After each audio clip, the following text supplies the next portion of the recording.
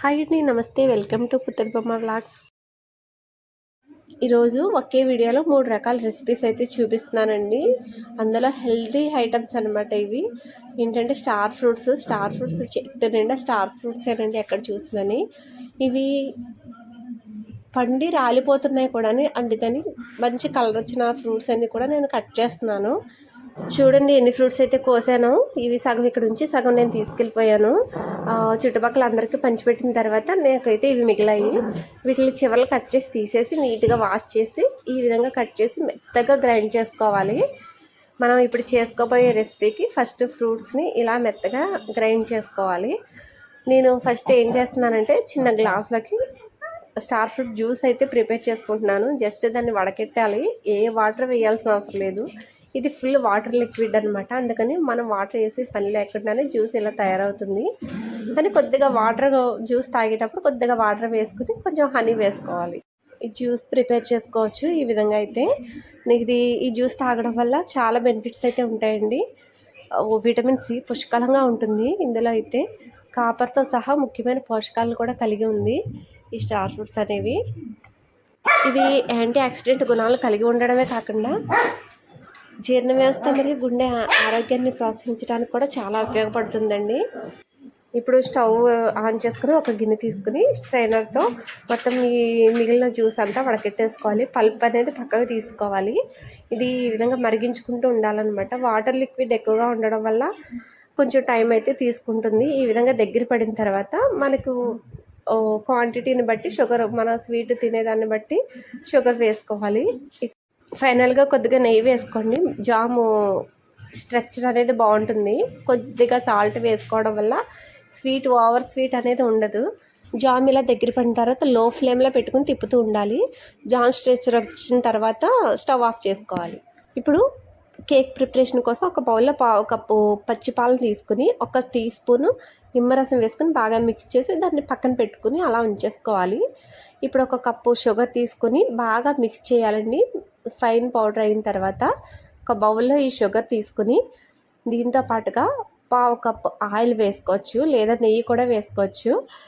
వేరుశనగ నూనె వాడొద్దండి. 1/2 కప్పు పెరుగు వేసుకోవాలి. 1/2 టీ స్పూన్ వెనిలా ఎసెన్స్ వేసుకోవాలి. ఈ మిశ్రమాన్ని బాగా మిక్స్ చేసుకోవాలి. మిక్సర్లో కానీ బీటర్తో కానీ చేసుకోవచ్చు. ఇప్పుడు 1.5 కప్ మైదా వేసుకుని జల్లెడ పట్టుకోవాలి.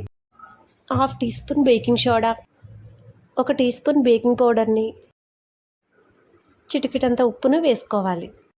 ఇప్పుడు మనం పక్కన పెట్టుకున్న పాలు నిమ్మరసం మిశ్రమాన్ని వేసుకుని బాగా కలుపుకోవాలి. ఈ విధంగా రిబ్బన్ కన్సిస్టెన్సీ వచ్చేంత వరకు బీట్ చేసుకోవాలి. కేక్ ప్రిపేర్ చేసుకోవడానికి వెడల్పుగా ఉన్న ఒక పాన్ తీసుకుని హీట్ చేసుకోవాలి. ముందుగానే ఒక 10 నిమిషాల ముందుగా హీట్ చేసుకోవాలి. ఇప్పుడు కేక్ ఏ బౌల్లో చేసుకుంటున్నా ఆ బౌల్ తీసుకుని ఆయిల్ వేసుకుని మొత్తం స్ప్రెడ్ చేసుకోవాలి, లేదా మైదా పిండి కూడా చల్లుకోవచ్చు దీనిపైన. ఇక్కడ పాన్ హీట్ ఎక్కిందండి. హీట్ ఎక్కిన తర్వాత మనం ఒక స్టాండ్ పెట్టుకుని దానిపైన బౌల్ ఎలా పెట్టుకోవాలన్నమాట, కేక్ మౌల్డ్. అందుకని చెప్పేసి నేను ఒక స్టీల్ బౌల్ తీసుకుని అందులోనే కేక్ మిశ్రమాన్ని అంతా వేసుకుని కొద్దిగా డ్రై ఫ్రూట్స్ అనేది పైన చల్లుకున్నాను. కేక్ ప్యాటర్న్ మొత్తం రెడీ అయిపోయింది కదా, ఇంకా కుక్ చేసుకోవడమేనండి. తర్వాత సర్వ్ చేసుకోవడమే. ఇప్పుడు ఫైనల్గా కుక్కర్కి మూత పెట్టేసుకుని రింగ్ లేకుండా పెట్టుకోవాలండి ఎప్పుడైనా సరే. ఫైనల్గా పైన విజిల్ పెట్టుకుని ఆవిరి బయటికి పోనివ్వకూడదు. ఫస్ట్ 5 మినిట్స్ మీడియం ఫ్లేమ్లో పెట్టుకుని తర్వాత లో ఫ్లేమ్లో కుక్ చేసుకుంటే అండి 30 to 40 మినిట్స్ అయితే పడుతుంది. మనకు తెలుస్తుంది. మనం చెయ్యి పెట్టినా మన చేతికి అంటుకోదు. ఇలా నైఫ్తో గుచ్చినా సరే నైఫ్కి అంటుకోదు. అప్పుడైతే అది కుక్ అయినట్టు. ఫైనల్గా అయితే కేక్ పర్ఫెక్ట్గా అయితే వచ్చిందండి. కేక్ కుక్ అయ్యేలోపు జామ్ చల్లారిపోతుంది కూడా. ఇప్పుడు జామ్ని స్ప్రెడ్ చేసుకుందాము. మనం చాక్తో నైఫ్ లాంటి దాంతో అయితే బాగా స్ప్రెడ్ అవుతుంది అనమాట జాము. మీకు స్పాట్లోనే కేక్ కట్ చేసి చూపిస్తాను.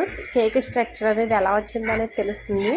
చాలా ఫ్లఫీగా అయితే ఉంటుందండి. ఎగ్ కూడా యూజ్ చేయకుండా మనం చాలా బాగా కేక్ తయారు చేసుకోవచ్చు.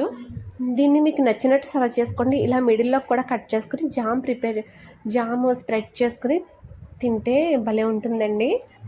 బేకరీలోనే కదా, ఇంట్లో కూడా చాలా టేస్టీగా నేచురల్ ఫ్రూట్స్తో జామ్ కూడా ప్రిపేర్ చేసుకుని మనం ట్రై చేయొచ్చు. కేక్స్ కానీ ఫుడ్డింగ్స్ కానీ ఈ జామ్ అయితే చాలా కాంబినేషన్ చాలా బాగుంటుందండి. ఒకసారి ట్రై చేసి చూడండి. ఇదండి స్టార్ ఫ్రూట్స్ జామ్తో కేక్ ప్రిపరేషన్, ఎగ్ లేకుండా.